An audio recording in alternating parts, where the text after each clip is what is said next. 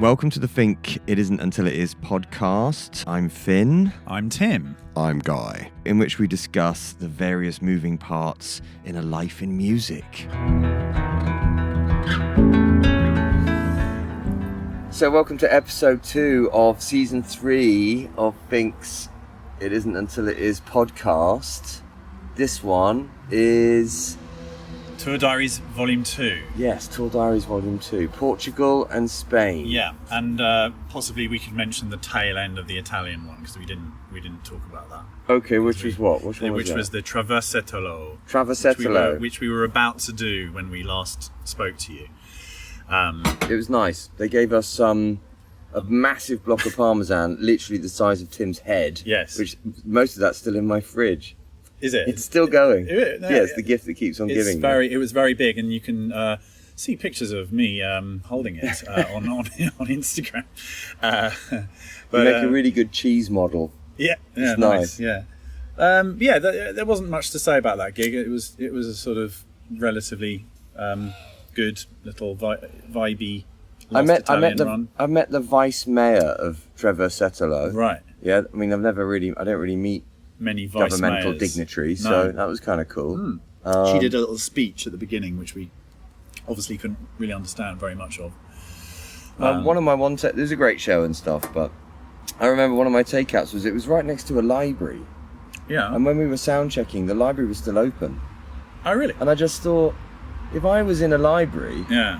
I wouldn't necessarily want a band sound checking next to me. Do you know what I mean? Yeah, definitely. Like when I'm trying to read a book with my kid or something. It kind of redefines the whole silence in the library thing. Yeah, I thought it was random. I didn't realise the library was there. I didn't see it. It was a little library, yeah. Yeah, but it was it was interesting. When we're doing these gigs at the moment without Rob, our sound engineer, which is a sort of mixed blessing in a way. Yeah, I suppose we should explain why, really. It's because we want to play Italy, we want to play Portugal, want to play Spain, want to play the Med, want to play south of France, but these places are quite hard to get to in a bus and be financially buoyant. Viable, yeah. What we used to do on tours, we would cover the losses of doing these kind of shows by bus with our Amsterdams and Londons and Parises of this world. But I don't know, the landscape's a bit different post-COVID. And you know, the only way we could get down here would be if me and you drive the van and use locals and then see who's out here. And so far, it's been amazing. I mean, really, really amazing. Yeah. The gigs that we've played and the crowds that we've played to I've been honestly really pleasantly surprised. Yeah, actually, to be honest. Definitely. Yeah, it's been a great show. Practically every night. I mean, we'll get into this, but practically. But yeah. I mean, this little run started. Should we explain our surroundings? Sure. Yes. Okay. Lovely. So we're sitting in Valencia, in Spain, in a verdant garden. Although the grass isn't real. The grass is fake. Yeah, but it's very, very near. It feels real. It's almost real. Yeah. Palm trees, pool. Yeah. It's a bit of a theme, really. Yeah, it is, and it's this hotel. The theme of this hotel is strange. Metal sculptures, kind of thin metal sculptures, and there's one on my hotel floor right next to the lifts, and every time I come out of my hotel room it scares the shit out of me because I think it's a skeleton waiting for the lift. So we're just sitting here, we're having a day off, and this is a rarity. This day off is a complete day off, in that we wake up in the morning and go to sleep in the same place, and we haven't actually done. The only bit of work I've done today is to buy a roll of gaffa tape in a hardware shop. Which is good, which is necessary. Yeah, definitely. I've done nothing. I haven't even opened my laptop today. Cool. Yeah, it's been great. I mean, we've done 5 in a row, which is quite rare, I would say, for any band, and it's definitely rare for us. Normally our threshold is 4. Yeah. And then the voice is getting a bit knackered, and we're getting a bit knackered. Yeah. But we did 5. We did 5 in a row. So Portugal, Spain was a big 5 run. So I actually didn't realise how much I needed this day off. Sure. It was only when my alarm went off this morning that I realised I could definitely. And you hit breakfast. I missed breakfast. Yeah. I woke up at 10:20 and just thought, screw it. So. Well, I had to hit breakfast, bro, because I didn't eat last night, and then so I managed to eat a takeaway that had been sat in a bag for 4 hours, cold, in the lobby of the hotel. So you know what? I want some hot food. Well, you know what I had? Tuck biscuits. And Love a bit of tuck. Oh yeah, and the Pringles that were in my fridge. Oh my God, is that what you did? Yeah, I did. Timmy T. And I had a Heineken. Oh, that's a filthy post-gig routine, I bro. know, it's terrible. It's because it was a day off, so I thought, well, fair enough. But yeah, there's a kind of a psychosis that goes on in your 5th gig of 5, because you get a sort of like slightly hallucinogenic experience when you're getting really into something, and that was happening last night. I recognised that during some of the songs, but we'll do the we'll start at the very beginning, shall we? In Lisbon. Well, the van, we trundled from Italy back to Berlin, and then the van sort of sat in my courtyard, fully packed, didn't even open it, and then our friend Gennaro drove it from Berlin to Lisbon, and originally I was going to do that drive, 27 hours, 3-day drive, but then I thought there must be someone who needs the money we know, and so our friend Gennaro, who lives in Lisbon, he very generously offered to drive the van, although when we met him in Lisbon he did look like he'd driven for 27 hours in a van. He did, yes. He definitely had this kind of glazed road look. Actually, maybe it's the look that our bus drivers have. We just never noticed it before. Yeah. When they go to bed in the morning, when we're just all waking up. Yeah. I think Gennaro, he probably had a good time on the road. He had a good old push there. Yeah. So we arrive in Lisbon and we do a gig. That's about as far as my memory goes. Timmy, fill me in. So, I mean, it was the first time we played on tour with Finnegan. Oh yeah, that's true. Yeah, we've done one gig with him before in Austria, but this was the first time he kind of joined the tour. That's true. And he's a cool character. He's fun. He's fun. He's to have definitely around. getting into it. Yeah, that first gig. It's nice to introduce young up and coming artists to the concepts of touring and the routines of touring and the daily flow of touring. Yeah. And the first couple of days are just a bit kind of like, oh wow, and then you work out when you've got some time, when you've got the space. Yeah. When you've got like what you've got to do and when. So and it's very much like spurts, especially when you're doing a self-driven locals only splitter tour like this one. It's very much like energy bursts. You know, there's a 6-hour drive, which is very sedentary. Then there's like a half-hour loading. Oh my God, with pellies and guitars and yeah. And then there's like a leisurely sound check setup situation, and then there's nothing. Yeah. And then there's gig. Oh my God. And there's load out, and it's kind of like these. And merch as well, because we're doing everything ourselves on this run. So Finnegan is helping with lots of things, and he's also slaying them. He is. He's absolutely murdering them. He's doing great every night. So we played in Lisbon, which was a kind of not very picturesque venue from the outside. It was a classic kind of trading estate venue. Yes, it was. I remember. Thank you. Now I'm back in the room now. I do remember that. Yeah. Yeah. We got in there and it was a big kind of concrete box, and we set up and did the usual thing. And then Finnegan went on, and I don't know what he's got. He's got this thing that people just love him immediately, almost before he's played a note. It's quite incredible. I asked him about that. I said, what is it? What have you got that allows you just to swagger onto the stage and everyone's like, oh, he's really nice, I really like him. Yeah. He didn't have an answer. No, he's probably it's his sleevelessness. Oh yeah, because he definitely doesn't. He has an aversion to sleeves. He likes the sleeveless vibe. He's got tattoos, which is cool, like nice little kind of tattoos. Yeah, but it's not like those guys you see that have like shin tattoos, which means that they will wear shorts even if it's snowing. Okay. Just so that you can see that they've got tattoos on their legs. you do see in Berlin, you see a lot of that. It's like it's -10 and they're wearing shorts. It's like, I get it. You got a shin tattoo. That must have been really painful. Good for you. Yeah. But you know, it is snowing. But no, it's been amazing. Lisbon was really shockingly good because we didn't know if there'd be anybody there. Honestly, I mean, it's not like fake humility. This tour is about finding out who's still out there after the long break since 2019, and they're still there in Lisbon, which was amazing. We had a great show, smacked the merch, felt really great to be back on stage, and we didn't even rehearse. We just went straight on. No, we didn't. I mean, it was a week since the last gig, but still. Yeah, it felt like we were still sort of part of the same tour. Yeah, for sure. And it was just awesome. I mean, I love Lisbon anyway. Lisbon's great. It's one of my favourite places on earth. So that was good. Then I went for a hilarious walk the next day to try and find a Euro to a UK to Euro adapter. classic tour moment. Yeah, and ate lots of pastries. Yeah, too many pastries. I mean, the hotel had pastries. In fact, from memory, they had a whole rack of pastries. They had a pastry rack in the breakfast room. bar. Yeah. But then you arrived in the van with 2 white boxes of more pastries. I did, which was significantly although better. that was in Porto.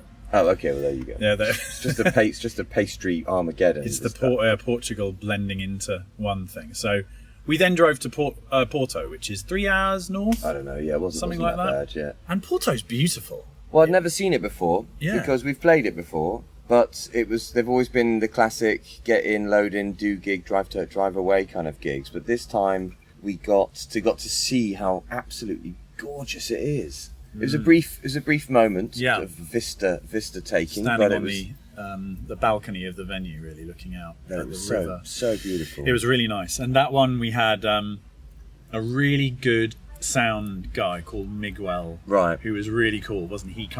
You could tell immediately that he cared. He wanted to kind of do a good job, and he really kind of worked with us, didn't he? Yeah. Because it's difficult sometimes to kind of get this sort of thing right, and there's lots of I think there's quite a lot of moving parts, isn't there? There's the effects coming and going, your vocal effects. I'm playing guitar sometimes, playing drums at other times, so it's tricky to get right if you haven't worked with us before. And he did really well. Yeah, it's true. When you are touring with locals, it is a bit of a lottery, but it's sometimes you get the locals are perfect because they know the venue, they know the gear, and all they got to do is just bring your channels up and surf the gig, and everything's going to be fine. Yeah, other times they couldn't care less, and and we've had some of those, but Porto. Oh man, it was just such a pretty show. And I felt we could really. We could really play our music on that show as opposed to just do a gig. It was actually very musical. Yeah, because sometimes it's a bit of a bun fight, isn't it? When you're sort of trying to kind of just survive on stage, just hear when you're sort of trying to hear everything. Yeah, that's true. But it was a really pleasurable one. That one. I love that venue because some venues have been built to be venues. Other venues were built to be something else, and now they're a venue. Yeah. And those are often the one where there's no access to the stage or something. You got to walk up some ladder or something. Oh yeah. Almost like Paradiso in Amsterdam. You know how you got to get on the stage? You got to walk down like an absolutely horrific staircase to get to the stage. But this one seemed to have been built by someone that actually knew what gigs were about, and so you could access all these different areas and different rooms, and there's all these little tunnels and everything, and it was inside a massive market. It was like a building within a building. Yeah. And it was a really nice indoor market. And I had such a weird moment actually, because I didn't have anyone to do merch at that gig. So Finn did the last song on his own, and I left the stage and went out into the market to go round and back into the venue so I could get to the merch table.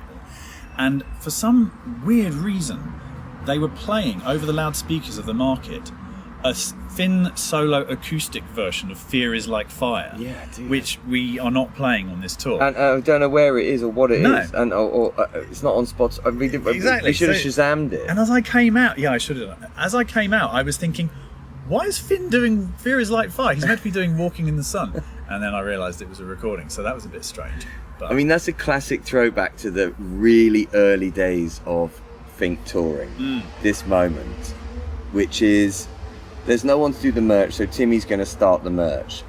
So the encore, at least part of it, because we did 2 tracks that night, right? Actually. Yeah. So the second track I'll do solo, so Timmy has time to run to the merch, turn on the card machine and get cracking, and then I finish.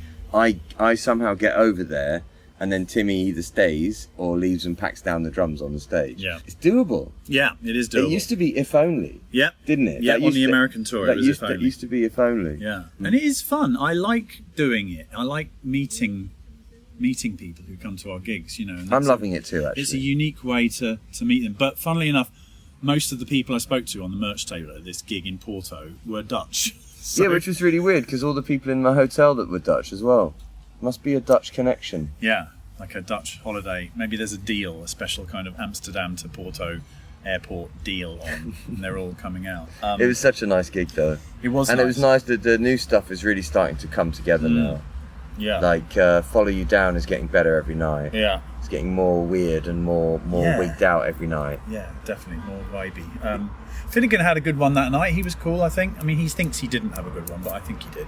He did great that night. He did great that night. Anyway, so then we got in the van the next day and we drove to Vigo in Spain.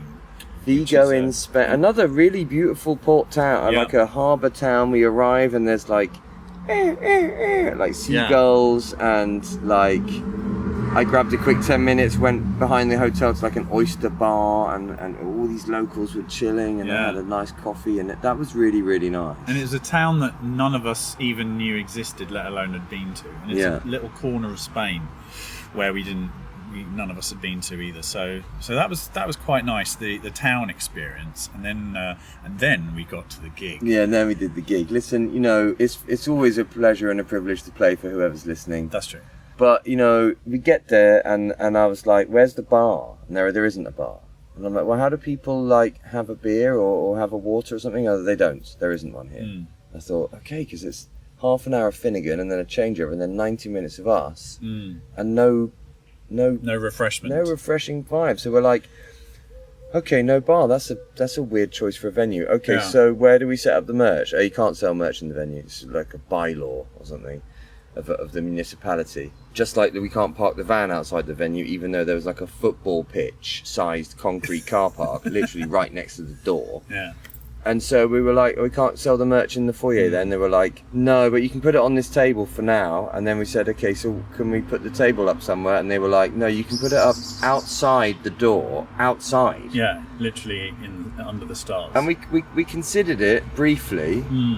And their table had wheels on it. So we're like, great, can we just wheel this table out? And they're like, no, you can't use the table. You can't take the table out. You have to wheel the table to the door and then put it on another table.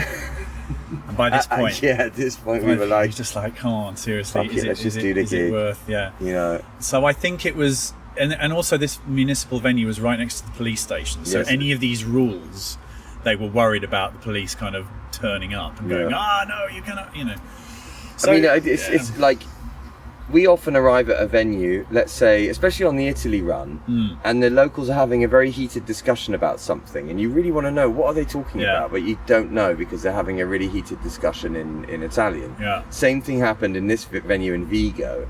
The venue guy was definitely having strong words with the promoter guy. Yeah. And I really felt for our promoter guy because we were just asking him questions and he was just going, no, you can't do that. He couldn't have been nicer. He had that apologetic look. He did. Virtually every question we asked him. But Vigo. I mean, actually, let's be honest, Finnegan wiped the floor with us at Vigo, I got to say. That's what we think. He was really on point, wasn't he? He was so on. Well, he had some mates up, didn't he? He did. So he had some mates that had been like living in the mountains for like 4 months or something, and they'd all showed up. So I don't know if it was that or whether it was just that the venue was super rich, super posh, super dry, and you could hear every note and every moment of his set, and it's quite a complicated one, and it was a joy to watch. I think we just did our thing as best we could for the people that were there, and then packed out. Yeah. I walked down to the hotel from the venue a few times, down through the town, down this hill, through the old town to the hotel to have a shower, and it was awesome because the way back was all escalators built into the town, outdoors. That's amazing. Like Hong Kong style. Were they covered? They were covered. So it was a little kind of a tube. And there was even one that didn't have steps if you had like a buggy or a pram. It was like kiddie friendly. Like a travolator. Like this really steep thing. It was. Wow. I thought that was really ninja. That is cool. Yeah. That is very cool. So you have to grab the good moments where you can with some of these. Yeah, some you of do. these, You do. Some of these gigs. The other thing that happened in Porto was I flooded my bathroom by accident.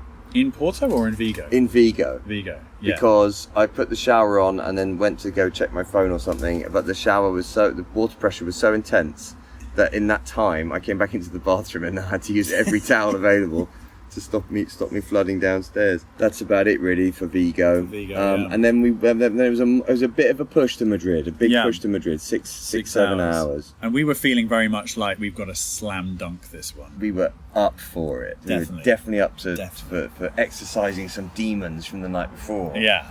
And boy, did we nail it! We really fucking nailed Madrid. It was so good. Man, so good. I loved really did it. And they were up for a party as well. I mean, Source of Revolution became a party song. It was like a karaoke session. It was really so good. Yeah.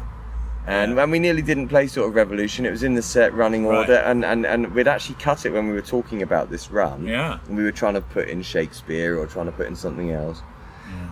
But we put it in as a kind of near the end of the set, in case it's going well. Yeah. And in Madrid, I mean, they were singing along so loudly. It was almost like one of those festival moments. And whooping, and wheels they were whooping at, and with Finn's kind of guitar heroics, they were. Well, when you're in Spain and you're playing the guitar, there's a bit of pressure. Yeah, it's true. Because it is the home of amazing guitar, and I definitely when I'm doing my brutish strumming thing, it's fine. But when I do something like Wheels with all this, with some like virtuosity action going on, I do feel a bit ham-handed compared to the guitar music they can hear in the street. If they just go out for dinner, there'll be some kid on a bench playing flamenco that will like blow me out of the water, and I'm very conscious of that. But Madrid was absolutely banging. We nailed it. It was great. It was wicked. And we had a very nice monitor engineer called Paloma, right? Oh, so Madrid. Yes, thanks for jogging my memory. So Madrid, when we turned up to this venue, which was like a sticky, dirty old disco. So sticky. It's like a Scarface era disco venue, of which there seem to be quite a few in Spain. Yeah. But this is like a miniature Carlitos Way type 80s disco, lights and everything. Yeah. The glitter balls been taken down, but basically. But lights on the roof and ceiling. And just lights everywhere. Yeah. And mirrors everywhere. Yeah. And just like full disco vibes. Yeah. But the stage was like carpeted. With a weird kind of mat that you get kind of outside. This kind of Hessian... Like seagrass. Yeah, a kind of Hessian mat that was actually sticky. And I knelt down in my nice trousers to plug in my pedal board, and my trousers like stuck to the floor, and I'm like, oh no, this is It was really horrible. And if I put my feet on my pedals, on my drum pedals, they would stick to them slightly, because I've been walking on this carpet. That was really, really grim. Bless them, lovely venue, had a great gig there, but man, that stage was really gross. Yeah. Also, there was a long stairway to go down with all the gear. Oh my god, the loading! I forgot about. I sent a picture of that loading to Olivia. Did you? Yeah, okay. and just to sort of say, that's our old assistant manager. Check out this loading. It was 3 flights down. It was like, it reminded us of that Rome gig. Yeah, Quirinetta. Yeah, yes, Quirinetta. Exactly. So that was brutal, and we looked at it, and when the promoter said to us, there are stairs, it's in our little app, it sort of says load in, there are stairs or something, and you think, there'll be a few stairs, no big deal, and this was like 3 flights of concrete stairs going down into the bowels of Madrid. Yeah, and some locals they help, some locals they don't, fair enough, they're not there to load our gear, but on this occasion they didn't. So our promoter did, bless him. Thanks very much for that. I still don't know his name. Well, say what you like about Live Nation, you know what I mean? The Live Nation promoter was helping us lug our gear up and down 3 flights of stairs, and the hotel was pretty pimped out. It was. Can't knock that hustle. The hotel had a flight simulator in the foyer. It literally did. Yeah. But there were so many air crews coming in and out of that hotel. Did you notice that? Is that what it was? Yes, they were at breakfast. Constantly. That's right. So is that what they do? They kind of go on the flight simulator to kind of brush up their skills? I don't know, but I've never been in a hotel before that's got a flight simulator in the lobby. No. So Finnegan wanted to use it, but they wouldn't let him. He would crash the flight simulator. Yeah. I mean, that was a really, really nice hotel. And so, I was actually quite looking forward to getting back there and having a hang there, which was lovely. And I did use the facilities the next morning. But the loadout from Madrid up those stairs, actually, there's something really nice about doing your own load-ins and loadouts. And we've been on big tours where our crew has said, you're not allowed to touch a case. You're on stage, you've got to do that, so you're not allowed to touch a case or lift a box or move anything. And as a band, we're so used to loading in and loading out, even on bus tours, that it just feels so weird to not do it. It really does, yeah. It feels wrong. You almost don't know what to do with yourself. Yeah, it's so weird.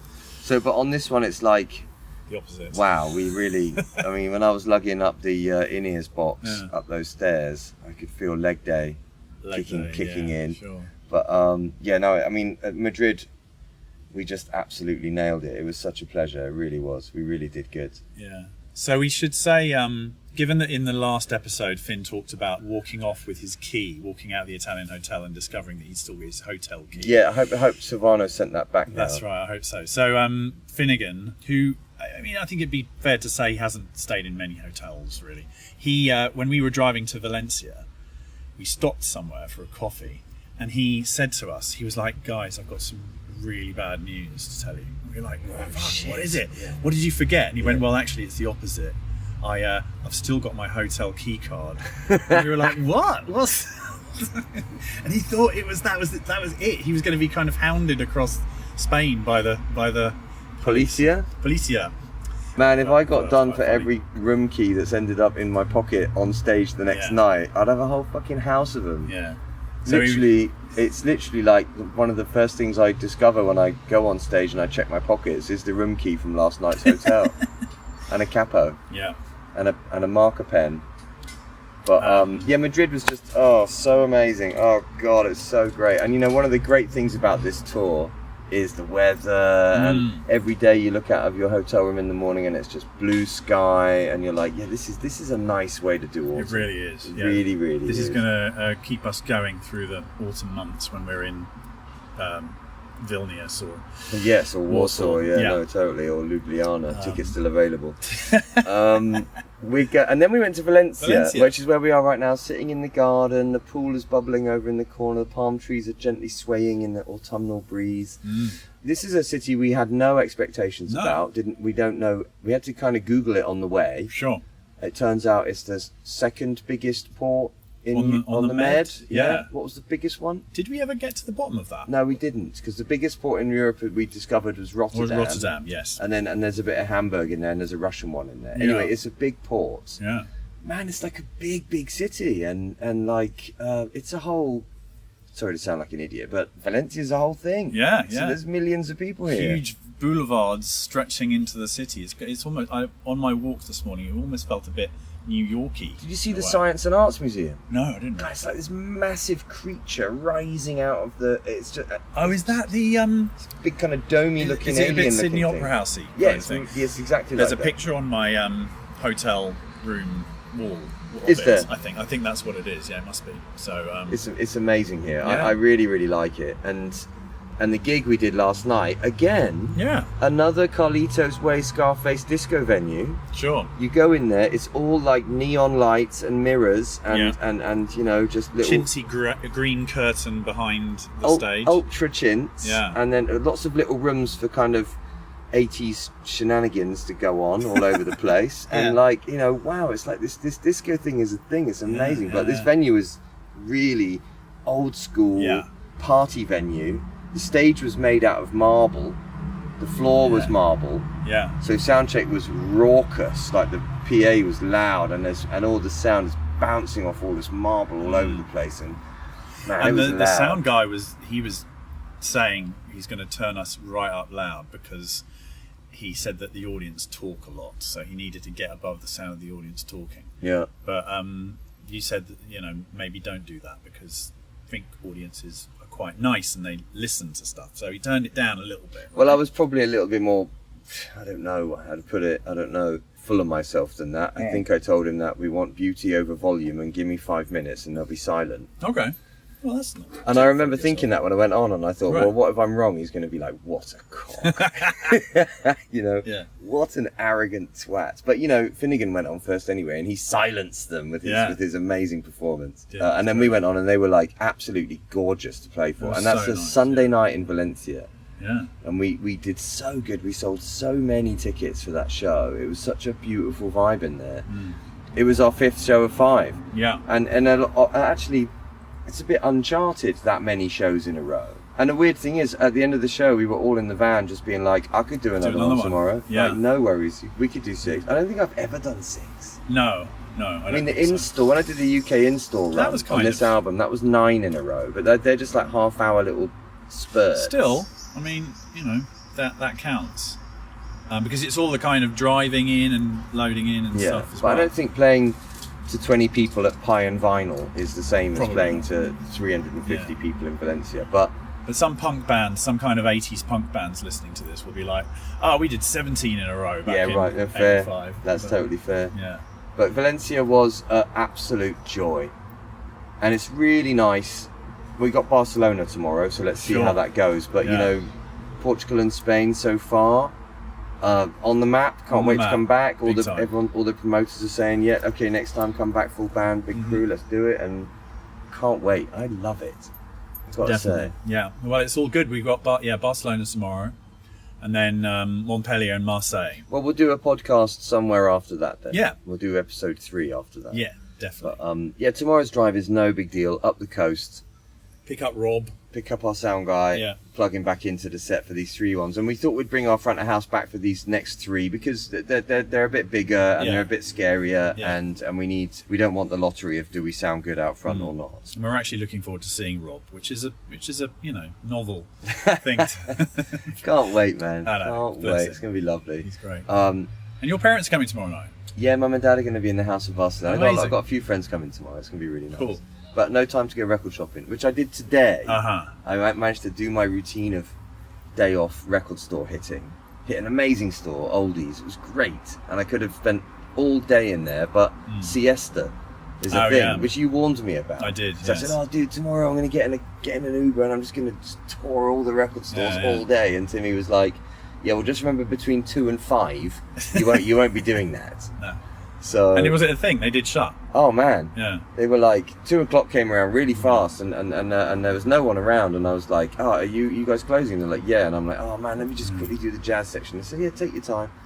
But when I left, they like closed the shutters behind me, which is completely fair. So this is probably a really naive question, but what do people then do? Do they actually go to sleep or something, or do they just have a long lunch? I'm sure it isn't mandated. I'm sure they could. That time is their own. Sure. They could go for a jog. But is it legal to not shut? Oh yeah, because I don't know, because walking back to getting a taxi, that all of the restaurants and bars are open.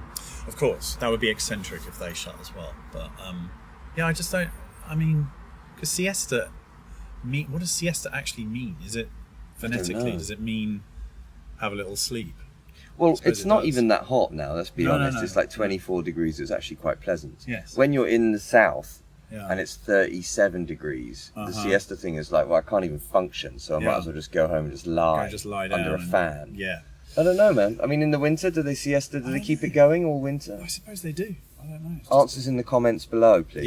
Yeah. We want to know. Give us the siesta breakdown.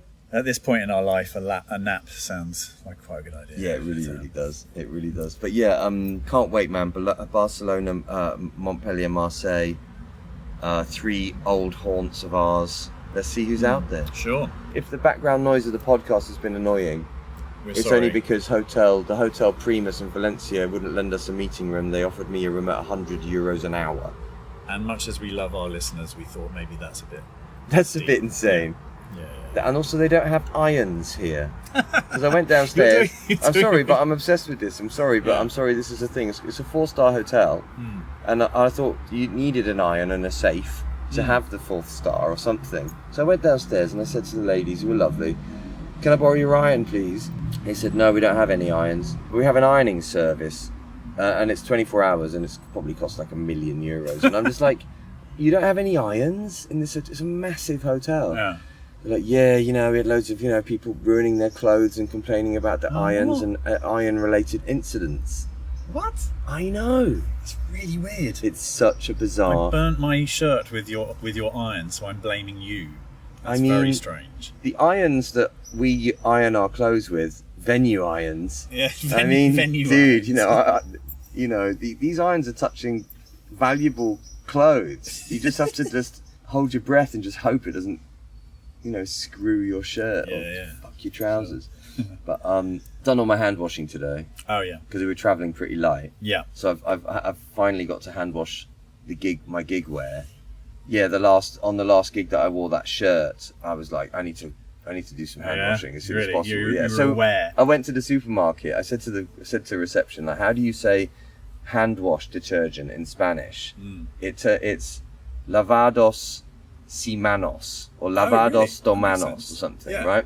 So I learned the phrase, and I went to the supermarket, and I go in there, and there's these three supermarket ladies having a chat, and I sort of went all very Hugh Grant. Excuse me, I'm awfully sorry, Spanish is terrible. Lavados dos manos or something. Yeah. And one of them, bless her, took me under her wing. She was obviously like, this is a poor lost man who has no idea what he's doing. And I go to the aisle, and all of the hand wash bottles are like giant industrial really? sized, and Yeah. the only thing that was portable was this soap that all the old ladies use. And Right. it's like this really big block of yellow, like old lady washboard soap. Yeah. So I used that, Oh, and cool. it was amazing. So that's great. You can like keep that as your hand wash I'm sold. sort of special thing. Your touring hand wash bar. Now, I've asked the girls at reception here about everything. I've asked for a sewing kit, I've Yeah. asked for an iron, I've asked for a meeting room. Are they beginning They are definitely having band fatigue at this point. But I need to ask them for some cling film to wrap this soap. No, you don't. I'm going to do Seriously. it. I'm going to do it. I'm going to go there and say, like, listen, this, honestly, I know I said last time it was the last time I'm going to ask for anything. Yeah. Have you got any cling film? They're going to say, we have a cling film service. Yeah, literally, you have cling film tomorrow. It costs €1,000. We had incidents of people suffocating with the cling film. That's why we can't give out cling film to our I mean, guests. my bedroom right now is like, I borrowed that mask, the gaffer tape from you earlier. It's so because the coat hangers are those coat hangers that you can't steal. Yeah, of course. They've yeah, obviously had massive coat hanger fraud. Yeah. So they've got these coat hangers that you can't take off They are the so joints. annoying. I know. And so I can't hang up any of my clothes. Because you want to hang them in places other than the wardrobe. Yeah, you so want to they're hang them dry. on the window. I know. So I've gaffer taped all my clothes to the window. So your room now looks like our merch stall. It's basically a Yeah. dark room, which is it's working. You might be able to see. In fact, you can see my shirt up there. Oh my god, That's your my room. shirt, Literally. and that means my t-shirt's fallen down. We're gonna have to. We'll take a picture of that. You can literally see my shirt drying from where we're sitting right now. Wow. Kind of ruins the mood of the palm trees I and didn't shit. expect you to say that. That's quite something. Wow. So this is the kind I was of. doing naked yoga up there earlier. No, I wasn't. But well, yeah, there you go. Hopefully it'll be dry by tomorrow. Yeah. Well, things dry pretty quickly around here. My shirt's dried already. Touring concerns. Hand washing, yeah, your laundry, day off. hand washing. Day off is always, if you don't do your hand washing on your day off, Yeah. then you will rue that day. Totally. Right. Right, I'm going to go and ask the girls at Hotel Primus reception for some cling film. Great. They're going to look at me really weirdly on We'll that report back on how that goes. one. All right, Great. pleasure. Yeah. See you on the other side of Barcelona, Montpellier, Marseille. So, good one. Good times. Good times.